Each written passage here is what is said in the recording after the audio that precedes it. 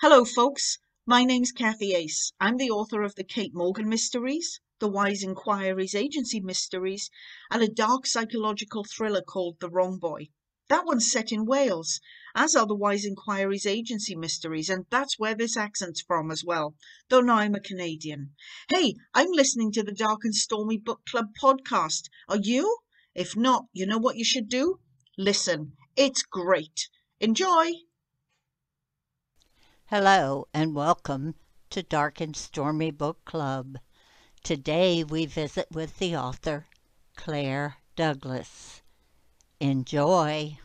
I'm Ann Dart. I'm Tracy Stormy. And I'm Kathy Knight. And together we are It Was a Dark and Stormy Book Club, a podcast for mystery lovers. Welcome.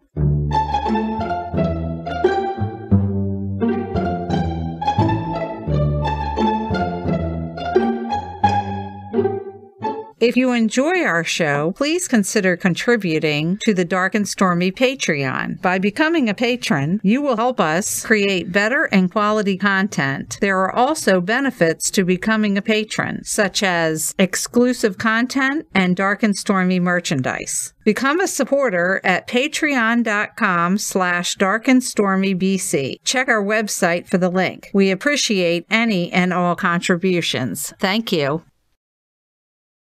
The Girls Who Disappeared, a new thriller by Clair Douglas. It is published by Harper Collins, and it was released on January 10th. A car accident, 3 missing girls, a 20-year mystery. A woman on the verge of discovering the truth. In a rural Wilshire town lies the Devil's Corridor, a haunted road which has witnessed eerie happenings, from unexplained deaths to the sounds of a child crying in the night. In this bucolic stretch of southwest England, famous for its otherworldly sights, nothing is more puzzling than the Olivia Rutherford case. 4 girls were driving home. After their car crashed, only one, Olivia, was found. What happened to the girls who disappeared?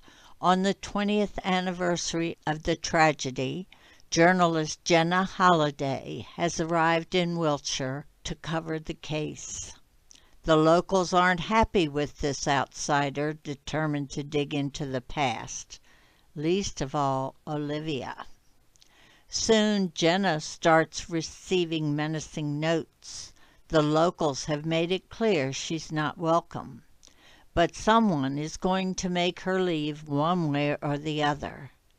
Jenna's been warned. She must get out of this town before she suffers a dark fate and becomes another mystery attached to this place. We would like to welcome to the program Clair Douglas.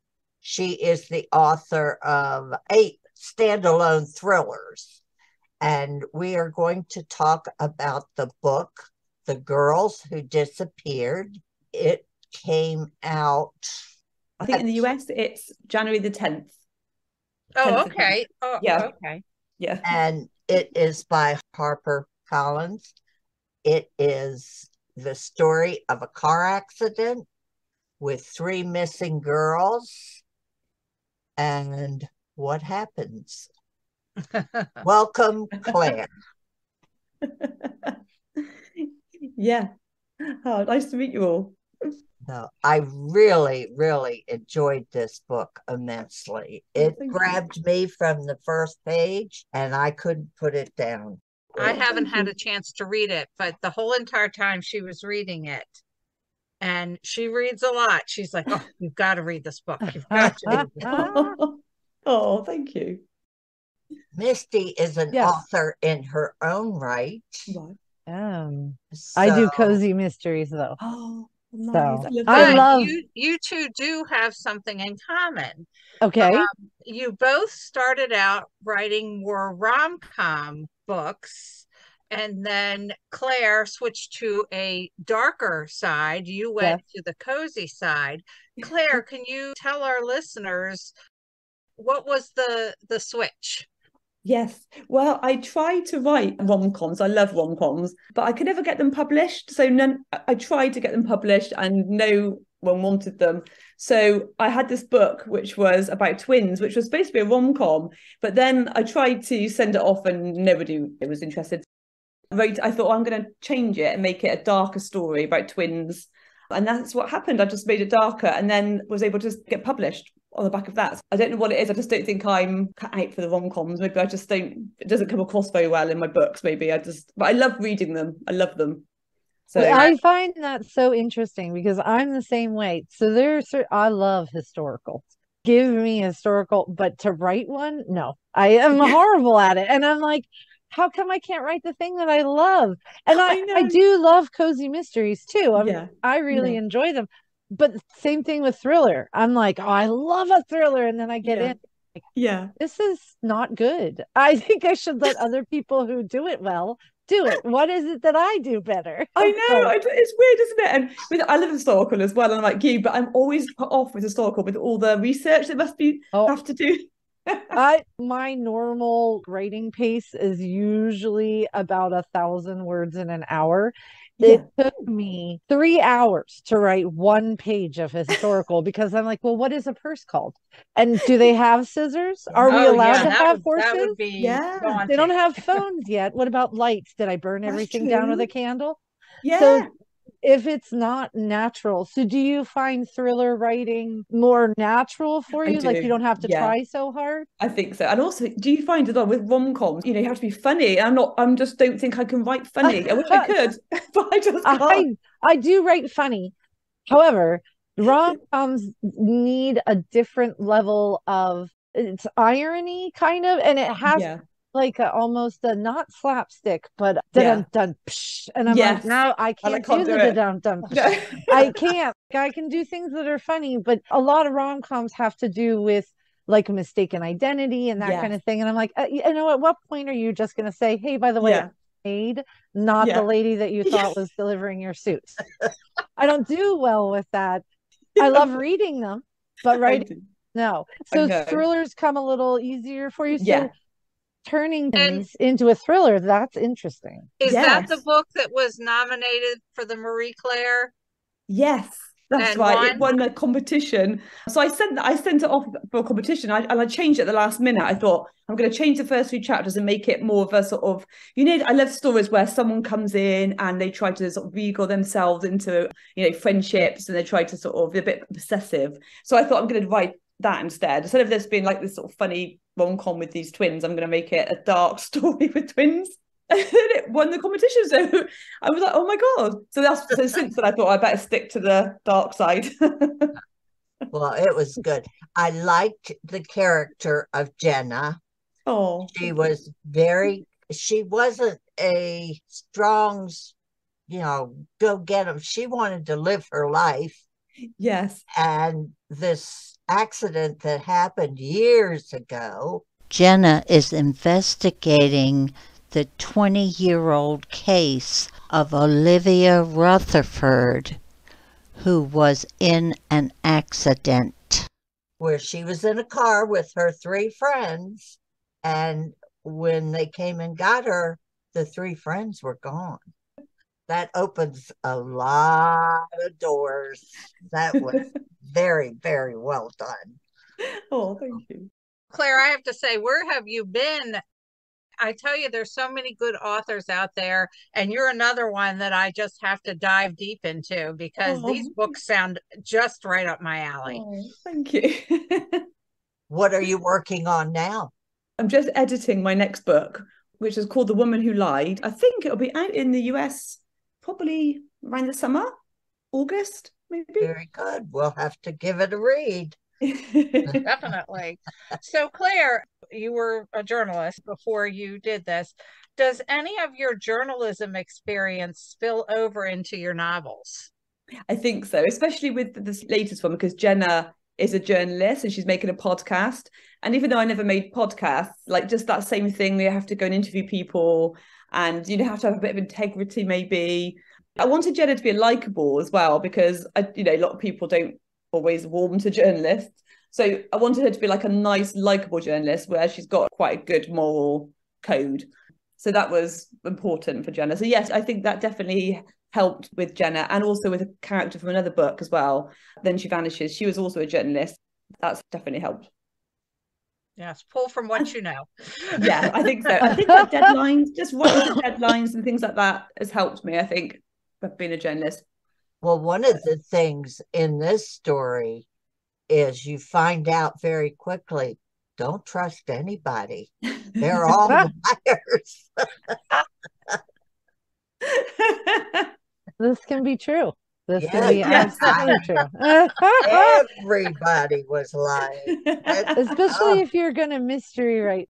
I do really enjoy the psychological aspect of these kinds of books. So is it something where you're like jumping off of and then 100% expanding people that you kind of know when you pick these characters? I mean, obviously it's probably, hopefully not all of your friends, but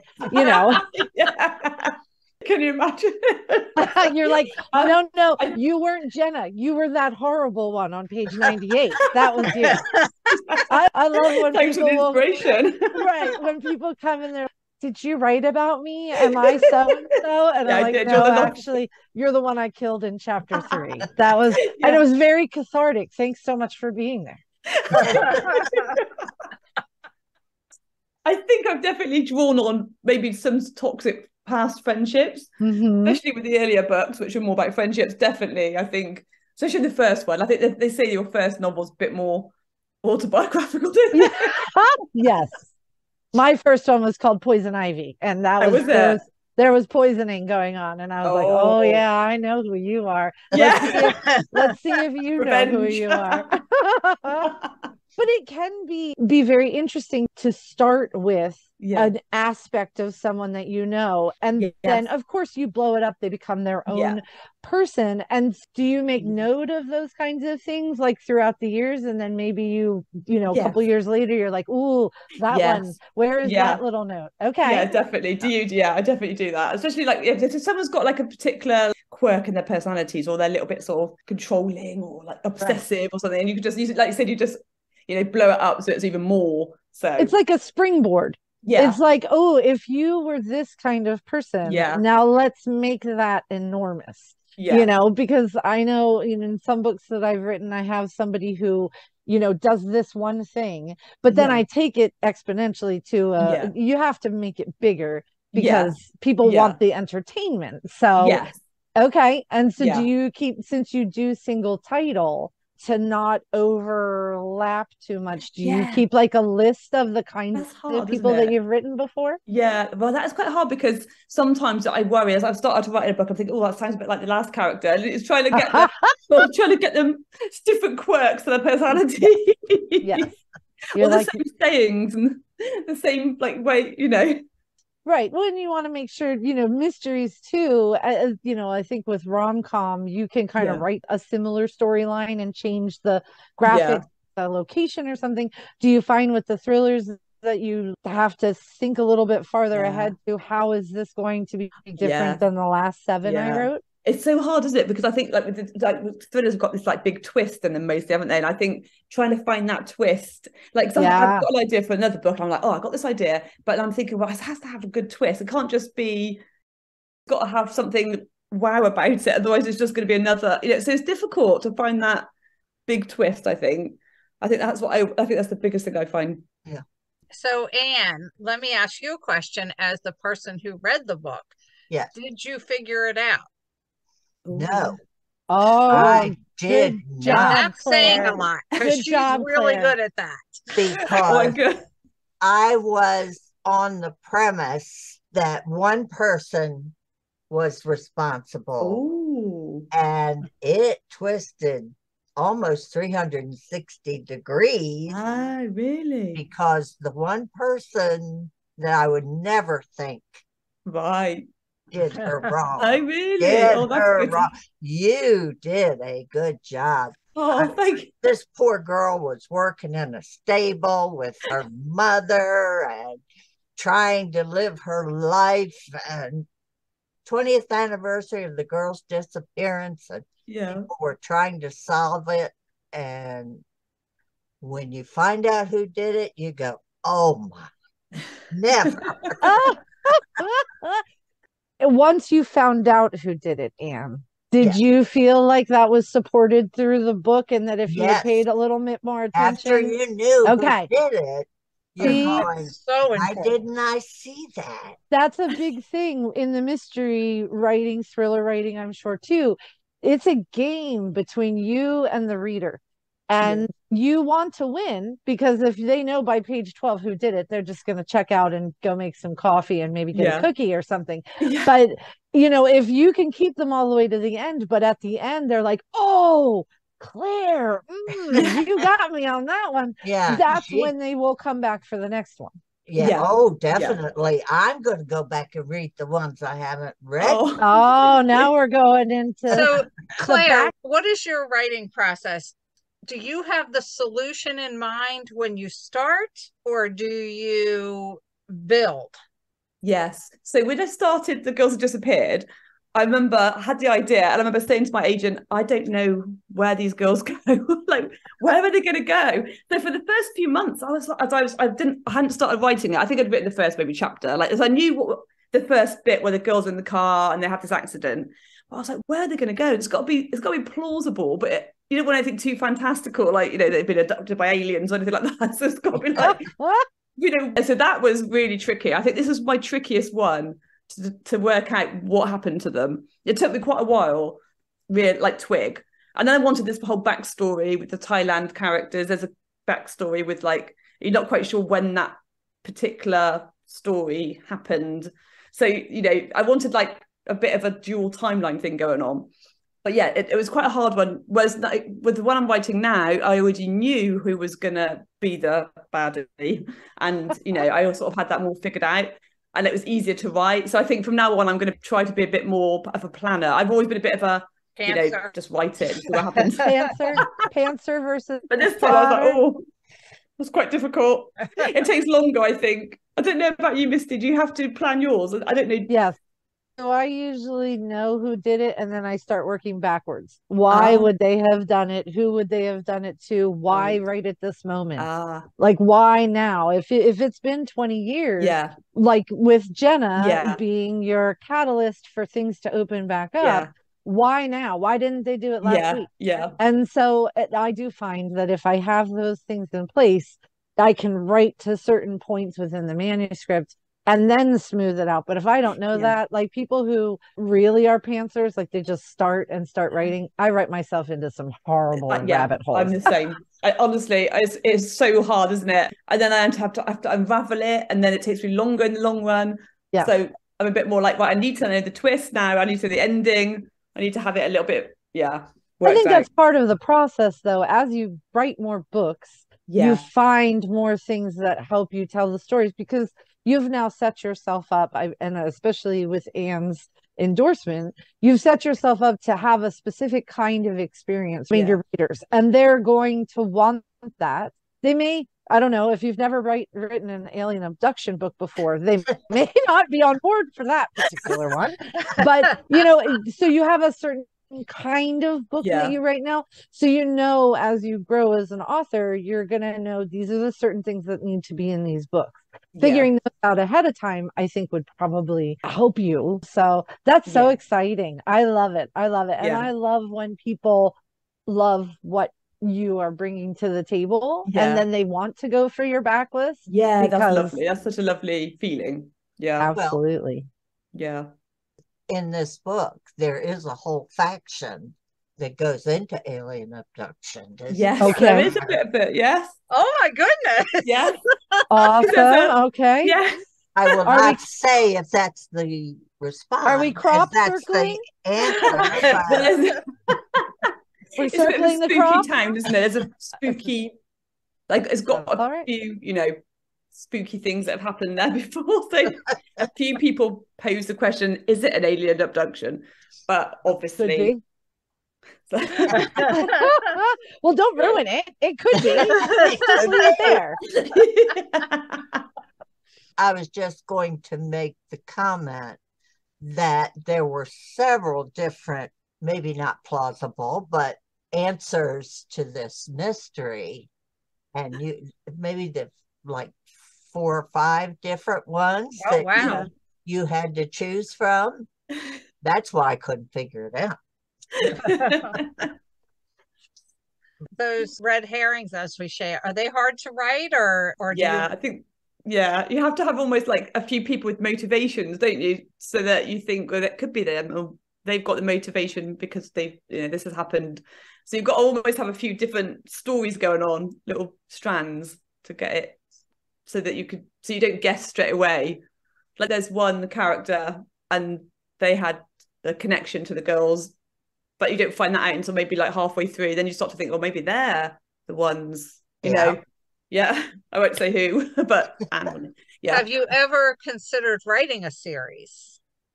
Some ways it must be really. I sort of like I'm sort of like envious of my friends writers who have got a series, because I think if you've got a really successful series and you've got that recurring character, the main character, that takes a bit of pressure off, doesn't it? Like already when you're a reader that what to expect from that character. You haven't got to build, because I always worry. I think my main worry when I write psychological thrillers is them being too slow, because you're trying to get into the characters. So you're trying to get people to sort of warm to the character and make the character like well-rounded at the same time as trying to establish the plot. Whereas I think if you've got a series and you already know, like Miss Marple, for example, you already know what you're getting with Miss Marple. So you haven't got to spend the time building her up to be, so that you wouldn't, so in some ways I sort of think it must be quite nice.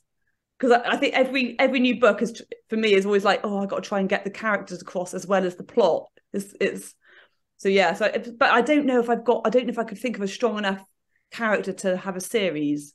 I think you'd have to have. Oh, Jenna could. Do you think Jenna could? She could branch out. She could, I sometimes wonder, like maybe Jenna, someone like her. Yeah, she could go off, and apparently that whole area she lived in was kind of spooky.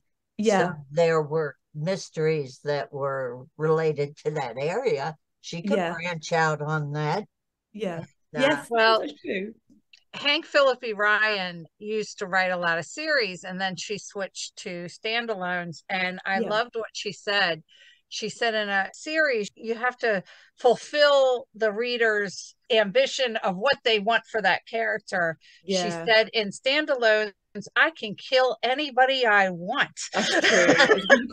You can't kill the reoccurring characters so much. Well, and two, that is true. Just when you're when you go into a series too, while you may not have to introduce a new set of characters, you can't always assume that someone is starting with the first book. So there is an additional piece of, if it's book 3, I've got to kind of bring you up to speed and also engage you, but not assume that you've read 1 and 2. Yeah, that's true. Kind of like Murder, She Wrote. When I was watching that, I was like, look, if Jessica Fletcher ever comes in town, I am running. It is worse than wearing a red shirt in Star Trek. So, I mean, I think while the standalone they both have their strengths and their weaknesses. Yeah, that is true. I thought about that, because you'd have to assume, that people haven't necessarily read your back, right. Well, and Jenna actually, to Anne's point, could make a really good person to move from story to story, I would think, because of her job.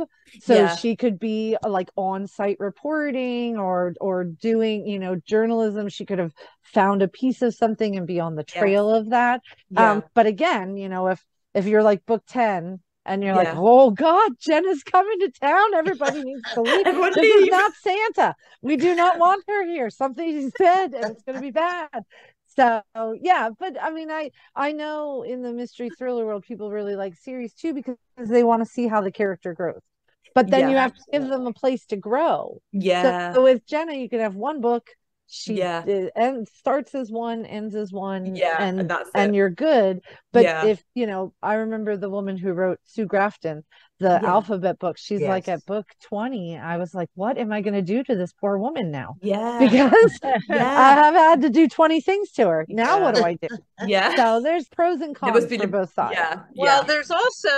there's a couple, well, not just a couple, but authors that kind of write loose series where it's almost like a universe. Yeah. They kind of go Yes. in and out of the books. And Yeah. I always enjoy those too, because you almost feel like, oh, look who's here. Yeah. Yeah. Yeah, that's really good actually. I like that. I like that when you sort of recognize, but I suppose you wouldn't, if you hadn't read the backlist, it wouldn't matter that you didn't know who they were. But Exactly. It doesn't do Yeah. anything to the story. They yeah. just kind of interweave. Yeah. Yeah. Maybe That's really good. I like that. Maybe Jenna's part of a team. Maybe she Yeah. goes back home and says, I found all these things out, and somebody's like, I wonder if I could figure out the mystery from my town. Yeah. And then goes And then go back. Yeah. So you sort of link it slightly. Yeah. Yeah. and the link. Well, just give us credit if you ever do that. In the acknowledgments. Thanks to Dark Stormy Nights for ruining my life by making me have to write this kind of stuff. Thanks for putting the idea in there. Yeah. No, I'm sure it would be lovely. And I know people do like linked stories. Yeah. Do you like reading linked stories? I do. And I like there's some series that I like read, I really like, and you sort of go back and you think, so like there's Gaitha Lodge. I don't know if she's got books published in the US, but she Who's does that? she has like a cast of like a police, so you get to know, and so each time that their What was stories the progress author's slightly. name? Gaitha Lodge or Geetha, Oh, I think it's I'll got look that up. Gytha. Yeah, she's really good. Her books are brilliant, and they're like police procedurals. But you get to know like the team. So there's a team of like officers, and there's like obviously a standalone story, but the team are, and you get to know a little bit about each of them each time. Really, Very really, cool. really good. Really good. That would work. Yeah. Yeah. For our listeners who have not read this book, and obviously a lot of us in the United States haven't even gotten our grubby little hands on it yet, give us an elevator pitch of your book.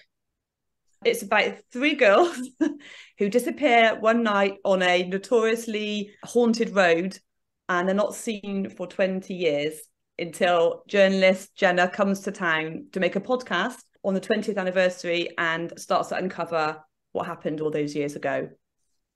Okay. Oh, wonderful. I love it. I am definitely, Mom, do you have your copy? Yes, I do. Yes, I do. We thank Heather for sending us a copy of the book so we can. And definitely when the one comes out this summer, contact us, and that'd be lovely. I'd love to talk to you. I would love to read it. Oh, thank you. On. Well, Claire, it's been a blast talking to you. I loved this book. Oh, thank you. We wish you all the best in your writing, and we look forward to the next book. And I am definitely going back and reading a few. Oh, thank you so much. There's 7 that I have to catch up on before. There you go. We know what Anne's going to be doing. Don't bother. Don't bother. Thank you. Thank you. It's been lovely to talk to you. And you enjoy the rest of your evening. Thank you. Thank you so much. And you have a nice day. Okay, thank you. We will try. Thank you, Jenna. Bye-bye. Bye. Bye. Trivia. Last week's question is, which mystery author is famously quoted as saying, "If it sounds like writing, then I rewrite it"? A. Elmore Leonard, B. Dan Brown, C. Clive Cussler, or D. F. Scott Fitzgerald? The answer is A. Elmore Leonard. Commended by critics for his gritty realism and strong dialogue, Leonard sometimes takes liberties with grammar in the interest of speeding along the story.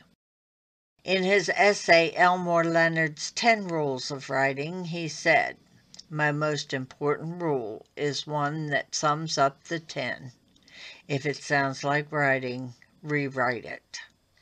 He also hinted, I tried to leave out the parts that readers tend to skip. This week's question. How long did it take Mickey Spillane to write his first mystery novel? A. 3 years, B. 1 month, C. 9 days, or D. 3 weeks. Good luck. Well, that brings us to the end of another episode. We hope you enjoyed it, and we hope you join us next week. And remember, Life would be boring without a little mystery. Bye.